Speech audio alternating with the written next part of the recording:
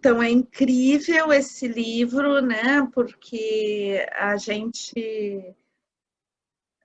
vocês trouxeram, assim, fazendo o bastão, né? Contando os golpes, vocês trouxeram que entraram em contato com ritos de passagem, muitas vezes, né? Vocês estavam trazendo justamente isso. Acho que quando a Laura falou da questão da primeira calça jeans, né? É um rito de passagem. Então, a gente está hoje trabalhando, né? Sobre essa questão que eu acho muito importante dentro da psicologia. Eu acho que ela é algo bastante significativo, essa questão, né? Bom, dentro dessa linha que eu gosto muito, que é a linha junguiana, né? Os ritos de passagem têm um significado bastante importante, especialmente para um autor que se chama Joseph Campbell, né? Que ele traz toda a questão da importância do mito e do rito, né? Então, hoje a gente vai falar um pouquinho e vendo um pouquinho essas teorias também, né? Que eu quero trazer para complementar um pouquinho esse capítulo, né? Então, ele vai trazer o ritual de passagem como uma época de mudança, né? E uma época onde a gente vai passar de um estágio da vida para outro, né? Os rituais iniciáticos, eles fazem essa passagem, né? De um momento a outro da vida. Então, é muito importante os rituais iniciáticos e eles estão presentes, né, em quase todas as culturas, ou em todas as culturas humanas, inclusive na nossa, que a gente vive aqui no Ocidente, no caso no Brasil, uma cultura mais europeia também, ou a cultura de origem africana, de origem índia, né? Então, todas essas culturas têm os rituais, né? Os rituais que fazem passagem de um momento a outro da vida. E também se observou, né? E nos grandicímios, por exemplo, um proto-ritual, né? Que é interessante, por exemplo, que é um ritual como um batismo, né? Que se observou nos gorilas, que quando nasce um gorilazinho novo, né, no grupo de gorilas, é comum o macho líder do grupo, né, ele tomar o bebezinho nas mãos, né, o filhotinho recém-nascido, e ir passando por cada membro para que eles cheirem, né, o filhotinho e reconheçam. Então, é uma espécie de ritual, uma espécie de batismo, né? Então, a gente vê, assim, que, inclusive, tem uma certa origem biológica isso, né? Então, que é muito antigo, que é algo muito primário na questão da humanidade, esses rituais, né? Claro que a gente vai ter mais rituais que, no caso, estou trazendo um exemplo do mundo animal, né? Mas só para exemplificar que a gente pode ter, inclusive, uma raiz biológica para isso, né? Que é poder, por exemplo, introduzir uma pessoa nova ao grupo, né? Um novo membro de um grupo, né? Que é um grupo mais tribal, digamos, né? Então, mas claro que os rituais, os mitos e os rituais pertencem essencialmente aos seres humanos, né? Porque a gente tem essa dimensão simbólica da realidade, né? E por ter essa dimensão simbólica, não basta para a gente a biologia para marcar as passagens da vida. Então, às vezes, justamente pela nossa dimensão simbólica, que nos facilita por um lado, porque a gente tem a capacidade de abstrair, de criar novas coisas, de se reinventar, mas por outro também, às vezes, biologicamente, a gente não fica informado dessas passagens, né? Então fica quase como uma dissociação entre o nosso momento biológico, né? E o nosso momento existencial. Então, os rituais, eles servem um pouco para que a gente possa se atualizar nesse sentido, né? Ele nos atualiza a respeito da nossa relação com a cultura, com o meio externo, né? E com a gente mesmo. Então, a primeira coisa que a gente vai ver nesses rituais de passagem, né, é que eles representam algo que é muito importante, né? Porque toda vez que a gente faz um ritual de passagem, existe uma morte e um renascimento. Os rituais, eles estão sempre marcando justamente isso, né? Então, por exemplo, quando é um ritual de batismo, é a passagem, né? É a entrada, então, desse novo membro que estava lá dentro da barriguinha da mãe, né?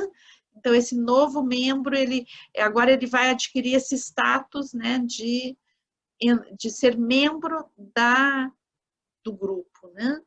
Depois, quando a gente faz a passagem da infância para o mundo adulto, tem que morrer a criança para nascer o adulto. Então, são mortes simbólicas, né? Mas o ritual, ele faz justamente esse corte, onde em um determinado momento eu sou de um jeito e depois do ritual eu sou de outro jeito. Então, ele tem sempre esse conteúdo de morte e renascimento. E os rituais, eles, em geral, né, comumente, eles vão marcar as fases da vida. Existem os rituais também que vão nos conduzir aos grandes mistérios da vida, né? E que são os rituais que preparam, né, uma determinada pessoa para lidar com aspectos do mistério da vida, né?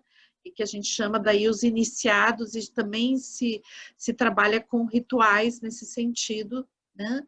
De sair desse estado de ignorância para ir ao estado de conhecimento ou sabedoria de algum aspecto da vida, e daí então isso também se faz por rituais, né? Então existem grupos de pessoas que fazem determinadas atividades que é necessário fazer uma iniciação, né? E a iniciação é ritual. Nós mesmos que fazemos biodança, tinha uma época que era muito linda, que eu achava muito bom, e depois, aos poucos, como tudo na nossa cultura é mais superficial, né? A gente acabou perdendo isso, mas eu sou de uma época, comecei a fazer biodança como uma iniciação à biodança. Então, para praticar biodança era necessário se iniciar. Então, isso dava um caráter de sacralidade também, né? E de seriedade, de preparação para quem queria ingressar no seu caminho com biodança. Então, e era, de certa forma, um ritual fazer uma iniciação à biodança, né? Mas o que a gente vê mais comumente, os rituais, eles marcarem as fases da vida, né? E esses rituais são muito importantes de serem resgatados, né? Então, eu vou trazer alguns deles para vocês, né? Então, o batismo, né? Que significa justamente, a gente aqui vai ter várias formas de batismo, né? Não o batismo não é exclusividade de uma religião especificamente, mas ele existe em várias religiões e cada religião vai ter uma forma de batizar. No caso, a Igreja Católica, ela utiliza simbolicamente os 4 elementos dentro do batismo, né? Então, os 4 elementos estão presentes dentro do batismo, apesar de que, em geral, a água seja o elemento mais evidente, né? Os outros elementos também estão presentes. Então, o ritual de batismo, ele é um ritual de saída do bebê, né? Desse mundo, digamos, que pertence só à mãe, mas não pertence esse mundo intrauterino, né? É quando o grupo assume aquele nenê como parte do grupo, ele reconhece a existência daquela criança, né? Então, é importante aí a gente perceber que o ritual, ele é importante para quem vive o ritual em primeira pessoa, no caso o bebezinho, né? Mas eu acho que no bebê fica bem claro isso, ele também é importante para a comunidade, o ritual, né? Então ele informa algo para aquela pessoa que está sendo protagonista do ritual, mas também ele informa uma coisa para o meio cultural e para a sociedade, para a cultura e para o grupo onde essa pessoa vive, né? Então, o ritual ele é importante para todos os envolvidos, mesmo que a pessoa não esteja em primeira pessoa vivendo aquele ritual. Então, um ritual que eu acho especialmente interessante, acho muito importante, é o ritual de passagem, né, da infância para o mundo adulto. Então, a gente vai ter essa passagem bastante falada ali no livro, né, da Jamie Sams, onde ela vai falar da preparação do homem e da mulher, né? Depois a gente vai ver isso, é o fundamento disso, né? Mas essa passagem, né, do mundo da infância para o mundo do adulto. Então, e na nossa cultura a gente tem um dificultador, né? Porque nós temos esse período, né, que é um período artificial, ele não existe na biologia, mas ele existe na humanidade, que chama adolescência. Então, a adolescência é um período onde, biologicamente, a pessoa já não é mais criança, né?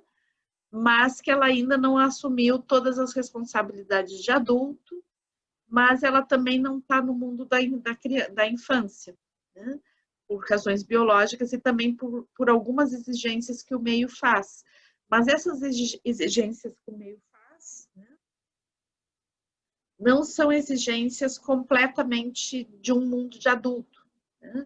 Então, existe uma exigência que é diferenciada daquela feita à criança, né?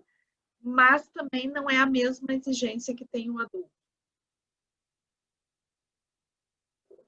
Então, muitas vezes a adolescência se torna um lugar meio complicado de alguém viver, né?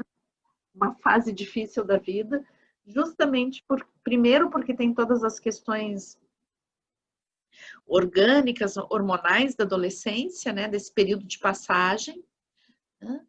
E depois, pela questão da organização social, né, da nossa sociedade, que é estratificada, né?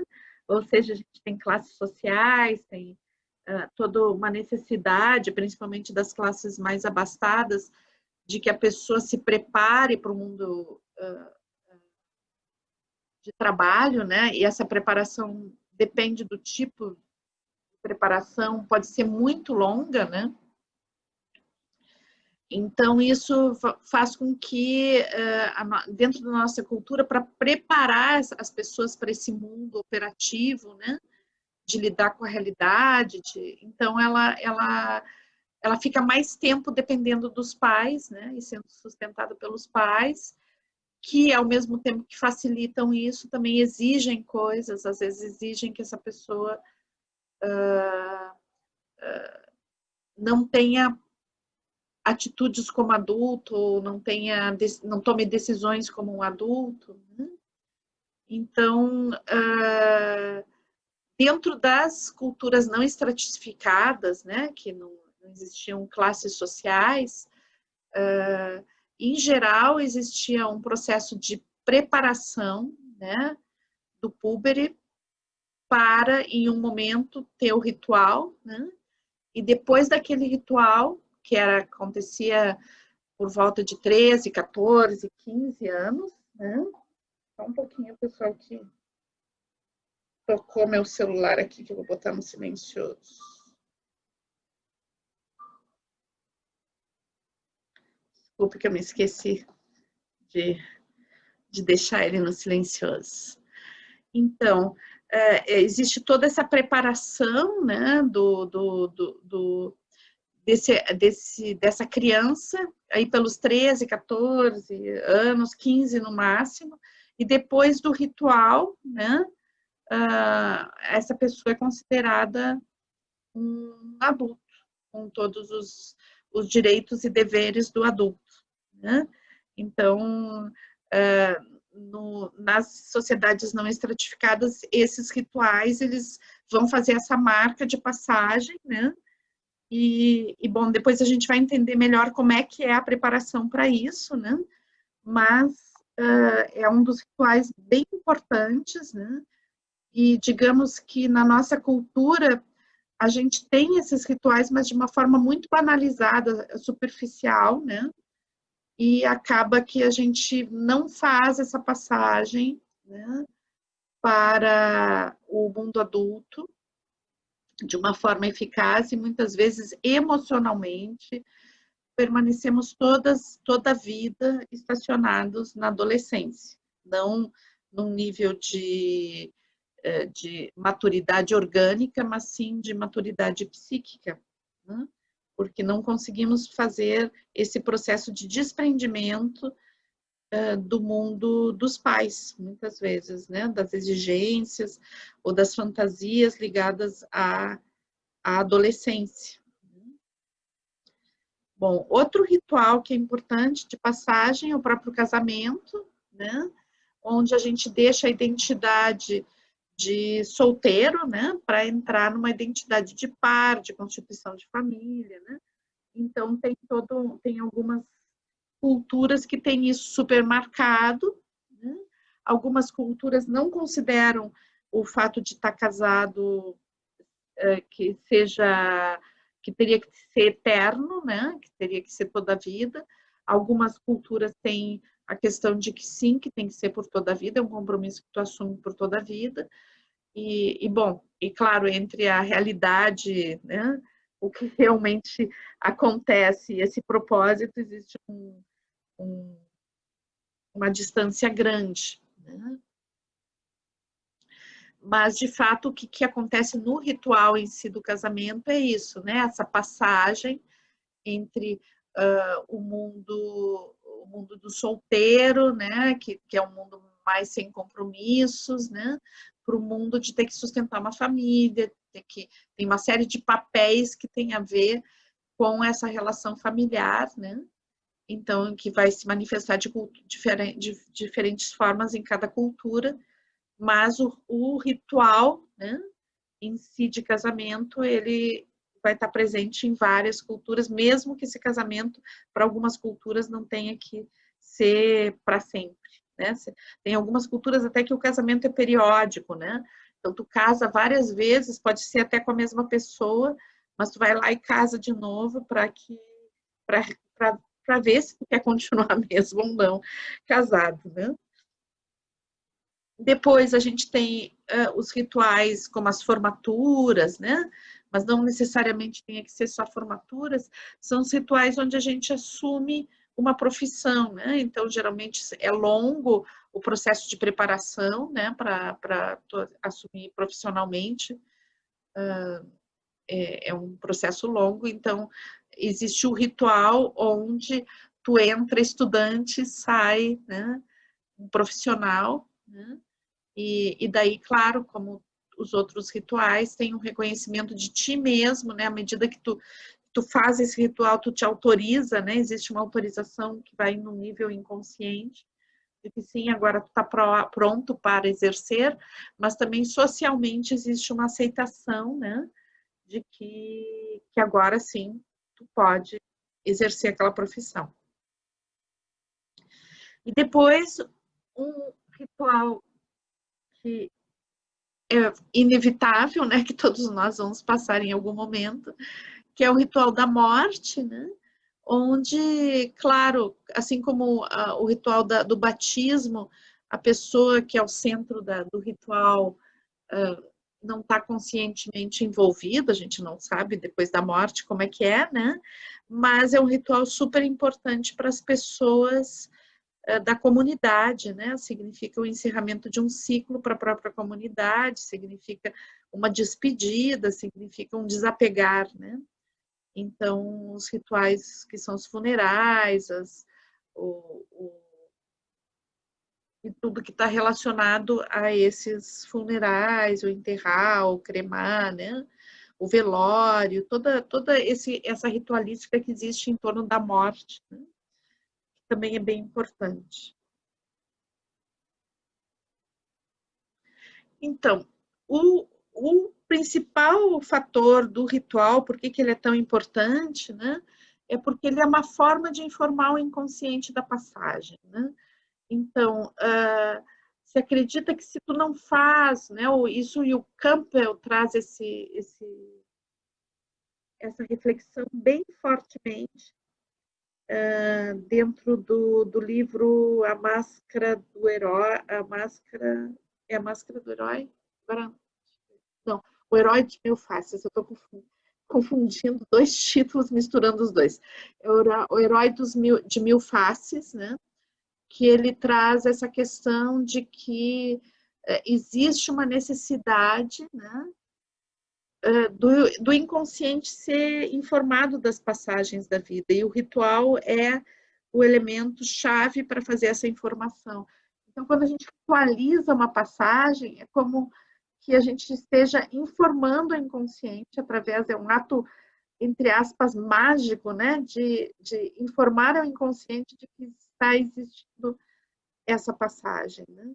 E o Campbell considera especialmente importante os rituais iniciáticos da passagem da infância para a adolescência. Ele fala que, na realidade, na nossa cultura, a falta desses rituais, né, que não é exatamente uma falta, mas é uma banalização desses rituais, fez com que a gente tenha hoje a inconsistência emocional, né, que é tão presente na nossa cultura. Então, o medo de envelhecer, o medo, a inconsistência nas relações, a dificuldade de entrar em intimidade, a dificuldade de assumir responsabilidades, ele coloca muito na falta verdadeira de um ritual que informe para a pessoa, em nível inconsciente, de que a infância acabou, né?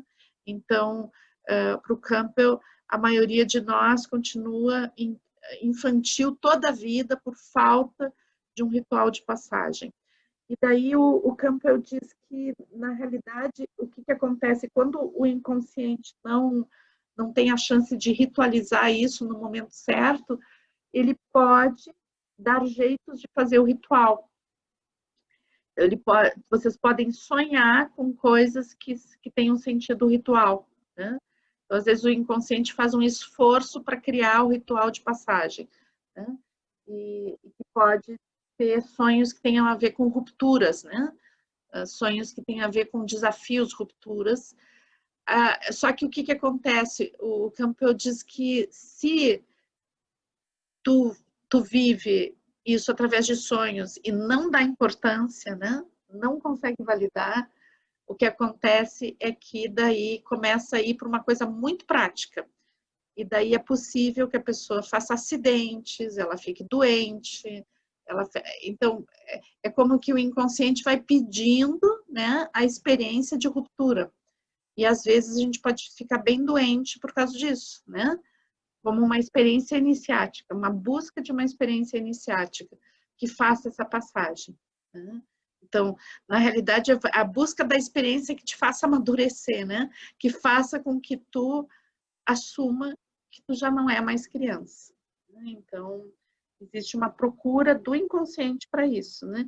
E o Campbell considerava, então, essa passagem da infância para a adolescência, não, da infância para o mundo adulto, um dos itens mais importantes em nível ritualístico, né? E a gente busca muitas vezes na biodança, principalmente o trabalho que eu faço, que a gente, dentro do cura ancestral, né? Ele é um trabalho de ritualístico. Todo o trabalho que eu fui criando, junto com o Gaston, com o Sérgio Cruz, em cima de das questões de gênero dentro da biodança é baseado exatamente nesse ponto, né, da questão dos rituais, né, de que a gente tem muitas vezes uma imaturidade de lidar com as questões de relação de par ou de relação com a nossa sexualidade ou as relações emocionais, até mesmo para criar um filho, etc., né, justamente por falta de ter vivido de uma forma concreta, bem forte mesmo, o ritual. Porque o que acontece na nossa cultura é que a gente tem os rituais, né? Mas eles são rituais superficiais. A gente faz, por exemplo, se a gente pegar o baile de debutante ou a entrada nasceu no exército, né? São, de certa forma, ritualizações dessa passagem. Mas a gente perde muito na nossa cultura o conteúdo do ritual. Então, a gente faz ele de uma forma muito superficial, né? Então, é mais importante a bebida que vai ser servida, os presentes que vão ser dados, do que o ritual em si, né? Tanto que, por exemplo, se vocês forem num batizado, por exemplo, né? Tem todo um ritual ali, mas muitas vezes as pessoas não estão muito atentas à criança, estão atentas à situação social, à festa que vai acontecer, né? Então, muitas vezes as pessoas nem se dão conta que tem os 4 elementos no ritual, né? Que existe que elas estão recebendo uma pessoa nova no grupo. Passa a ser uma formalidade e não um ritual, né? Então, fica esvaziado. Bom, e esses rituais, né, em geral, principalmente esse que eu estava colocando para vocês antes, né, essa passagem da infância para a vida adulta, requer preparação, tá? Mas, assim, por exemplo, os rituais que têm a ver com, por exemplo, uma formatura, com assumir uma profissão, eles são rituais que necessitam uma preparação longa antes, né? Os rituais que têm a ver com a própria morte também, né? Tem toda uma preparação, né, da gente durante toda a existência para esse momento de passagem, né? Então, se supõe que para um ritual ele ter realmente esse suco, né, profundo do ritual, ele necessita de preparação. Então, depois da preparação, né, daí existe o ritual em si. O ritual em si, ele acontece em um dia, em algumas horas, né? O ritual, ele celebra justamente aquele momento que a gente chama em biodança de transtase, né? Que passa de uma coisa e outra, é onde vira a história, né? É o ritual em si. Mas existe toda essa preparação antes para chegar no ritual. E depois que vira essa chave, né, em que acontece o ritual, então existe uma nova etapa de vida. Depois do ritual já não é mais como antes. O ritual, ele faz a virada da chave. Então, o livro ele descreve bem legal, né, o ritual iniciático dos homens e a preparação, né, desse ritual. Então, a Jamie Sams, ela fala da questão, né, de como o menino, né, ele vai recebendo responsabilidades dentro da caça, né? Então, que o primeiro passo é que ele está começando o ritual iniciático dele, a preparação para esse ritual, né? Quando ele recebe um cavalo de presente, seu primeiro cavalo, né? Depois que ele vai fazer na caça, ele vai ter uma responsabilidade de levar os mocassins, né, para os caçadores.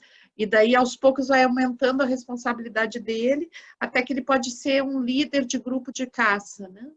Então, isso vai fazendo com que ele vá aprendendo, dominando, né, esse ciclo, né, do que é ser um homem dentro dessa cultura específica, né? Então, ele vai falar de toda essa preparação, né, do guerreiro, né, na realidade. Isso que a Jamie Sams coloca. Mas eu gostaria de trazer para vocês uma reflexão importante sobre a ritualização, né, dessa passagem para os homens especificamente. E depois eu vou fazer a mesma reflexão para as mulheres. Então, uma das coisas que é importante a gente perceber é que a ritualização da passagem da infância para o mundo adulto, para os homens, ela, em geral, ela é mais radical, né? E tem algumas culturas ancestrais que essas passagens elas chegam a ser perigosas, envolvem risco de vida, né? E dor. Não estou falando que tenha que ser essa passagem, tenha que ser ainda assim na nossa cultura, né? Mas por que ela é tão radical para os meninos nas culturas ancestrais, né? Então, uma das coisas que a gente tem que entender, que é uma particularidade da psique masculina, né, é que os homens nascem no mundo feminino, né? E não é o mundo feminino não é o mundo onde ele vai ter o seu papel socialmente exigido no mundo adulto, né? Então, o que acontece é que em determinado momento, né, que geralmente é por volta dos 11, 12 anos, existe um processo de ruptura, né, onde, entre aspas, a mãe deve morrer, né? Então, esse menino vai ter algum processo de ruptura para poder entrar no mundo do pai.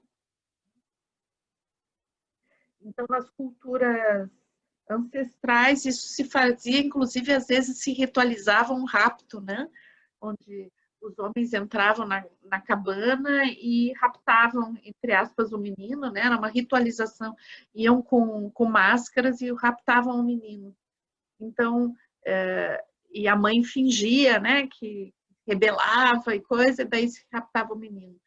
Então, justamente para que fosse vivenciada essa ruptura, né, de que, olha, o mundo da tua mãe, né, que é o mundo, esse mundo feminino, esse mundo de acolhimento, onde tu é uma criança, ele está acabando e agora tu está indo para o mundo dos homens, né, o mundo masculino, onde tu vai ser preparado para ser um igual a esses homens. Então, a gente vai ver essa ritualização muito importante dentro das culturas ancestrais, né? E que para a psique masculina é certamente muito importante que haja algum tipo de ritualização nesse sentido, né? Para que essa mãe, né, não seja uma mãe devoradora que engole o filho, né? E aqui eu acho super importante a gente fazer uma reflexão, né? Porque a gente vive numa sociedade onde muitos meninos não têm a chance de ter um pai presente, ou às vezes não tem pai simplesmente, né?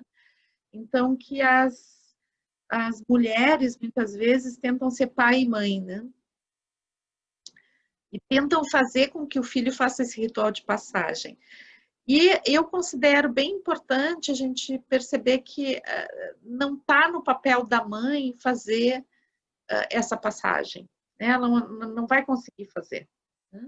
E vai entrar num tipo de exigência com o filho que se torna estéril, até devorador desse menino, né? Porque ele não ajuda ele a romper essa relação de filhinho, né? Para se tornar um homem, um ser adulto. Então, o Hillman, James Hillman, ele fala da importância do tutor, né? Ele diz assim que o menino vai achar um homem que vai ajudar ele a fazer o processo, que não precisa ser o pai, né? Que pode ser um professor, que pode ser um amigo, que pode ser um adulto presente na vida daquela pessoa, daquele menino, né? Então, claro que a gente tem a situação, por exemplo, bem conhecida pelo tráfico de drogas, né? Onde justamente grande parte dos meninos que são absorvidos pelo tráfico de drogas são meninos que estão nessa fase de necessitar esse referencial, né? E daí isso é manipulado de uma forma muito horrível, né? Mas na sua versão saudável, né? É importante a gente ver que também o mundo, né, ele oferece outras possibilidades de identificação, né, outros referenciais para que essa pessoa vá amadurecendo e saindo da sua fonte de amor primária, né, que na realidade é isso que é importante para a gente amadurecer e acontecer, né, a gente se reposicionar, né, ver que a fonte de amor pode ser outra, né, e tem que ser outra. Isso não significa que a gente vai deixar de amar nossas mães, né? Mas elas não podem ser a única fonte de amor. Nem fonte para o filho, nem o filho fonte para a mãe, né? É importante que essas relações se transformem. E daí, no caso da menina, né, o ritual iniciático para a menina, geralmente ele não envolve essa questão da dor, né, dessa ruptura, porque a menina não vai, na realidade, ela não vai necessitar essa ruptura porque ela já está no mundo ao qual ela pertence, ela nasce nesse mundo. Né? Agora, o que acontece? Talvez seja mais fácil nesse sentido, menos dolorido, né? Mas, por outro lado, pode ser que não aconteça porque não é tão evidente. Né? Então, é importante também, de certa forma, né, a menina sair dessa redoma de proteção da mãe, né, que a gente chama, dentro da psicologia junguiana também, a gente pode chamar da mãe boa demais, né? Aquela mãe que é boa, né, para a criança, ela não pode continuar agindo com a menina da mesma forma que ela agia quando a menina era pequenininha. Né? Então, essa passagem de perceber que a filha já tem condição de cuidar dela mesma, né? De assumir as suas decisões, e que às vezes essas decisões não vão ser as mesmas que a mãe, né? E que a mãe não pode ficar protegendo ela o tempo todo ou tomando decisões para ela. Então, assumir, né, que dentro desse mundo feminino, agora essa menina já não é mais menina. Né? Então, biologicamente, essa passagem é muito marcada pela menstruação, né? Pela menarca. Então, à medida que a menina tem a primeira menstruação, é o momento de celebrar isso como entrada na vida adulta. E à medida que a menina entra na vida adulta, tem que haver uma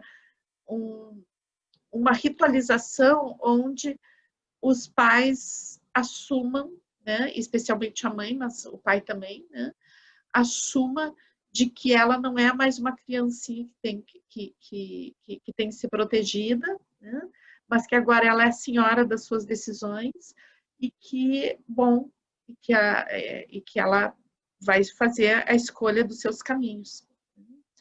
Então, às vezes isso complica um pouco, porque não é tão evidente, né? E dentro de uma sociedade onde às vezes se banaliza muito o ritual, então se fica na festa, né? Na festa de 15 anos, na festa do debut, na festa, fica na festa e não se assume, né? De que essa festa é uma passagem e que o que está acontecendo é que essa menina deixou de ser uma menina e agora é uma mulher.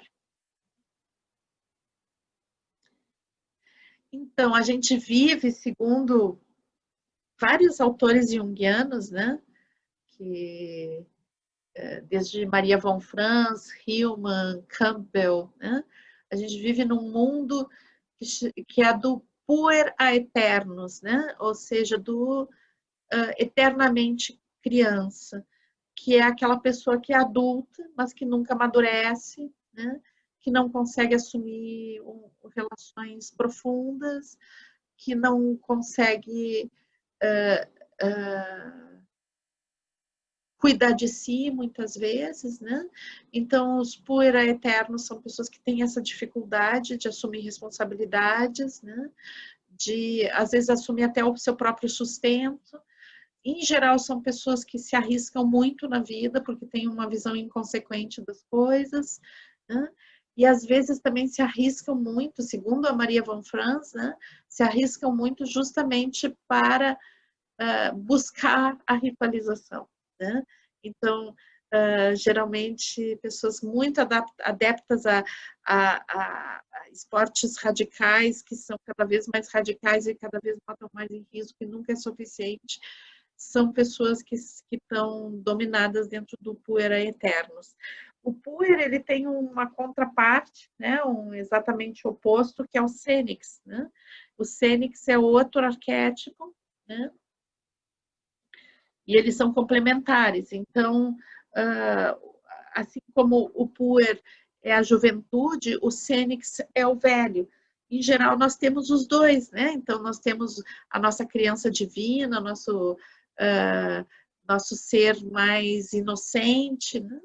E que contrapõe a sabedoria de vida, a vida já vivida, as coisas que a gente aprende durante a vida, a capacidade de profundidade, a capacidade de levar as coisas a sério. Isso é do cênix, né? Às vezes a gente é muito cênix, tudo é muito a sério, tudo é muito pesado, tudo é muito, muito, muito reflexivo, né?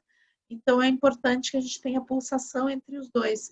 Agora, a nossa cultura é uma cultura de puer, não de cênix. Então, a gente, em geral, a gente tem muito medo, né, de envelhecer, né? Então, a gente tem muitas pessoas que jamais, que já estão bem velhinhas, mas elas continuam agindo emocionalmente como adolescentes, né? Isso, claro, então, como eu já tinha colocado, tem muito a ver com a banalização dos rituais, né? Então, a gente fica muito, muito, muito. Não é que não é legal comemorar, né, pessoal? É legal uma bebida, uma comida boa, presentes, tudo isso é muito bom, mas a gente não pode esquecer, né, de que atrás das festas onde a gente rola muita bebida, rola muita comida, rola muita música, atrás disso existe uma intenção, e às vezes a gente fica tanto girando em torno dos símbolos de comemoração que acaba esquecendo, né, do conteúdo, né? Uma das festas que mais é claro isso é o Natal, né? O Natal que tem a ver com a passagem, né? Que não é por acaso que a gente vai representar dentro da história de Jesus, né? Mas não a história que está representada em Jesus, ela é mais antiga que Jesus, né? Que a passagem entre na Europa, né? A entrada a passagem da estação, né? Da noite mais longa, né? Para para começar a ressurgir, né? Os dias mais longos, né? Então, essa passagem que tem a ver com o fim do inverno e o início da primavera, né? Lá no norte, tem a ver com esse solstício, né? Solstício de inverno. Então, é justamente aí que tem que tem essa ritualização, né? Que tem a ver com a passagem do ano, também todas essas festas têm a ver com isso. Mas a gente já esqueceu, não tem mais esse simbolismo, né? Então, só se a pessoa é muito ligada a algumas tradições é que ela vai se lembrar do significado simbólico, senão fica só no oba-oba, né, da coisa. Mesmo que a gente pense, não, agora vai passar o ano, então depois do ano que vem eu vou fazer isso, isso, aquilo, mas o ritual, ele não tem a potência que teria que ter, então a gente acaba não mudando nada mesmo, né? Então, essa carta, né, ela vai falar das necessidades de mudança, né? Mas não é qualquer necessidade de mudança, não é uma necessidade de mudança superficial, são mudanças em nível existencial, são mudanças potentes, né? São mudanças de um estágio a outro da vida. Então,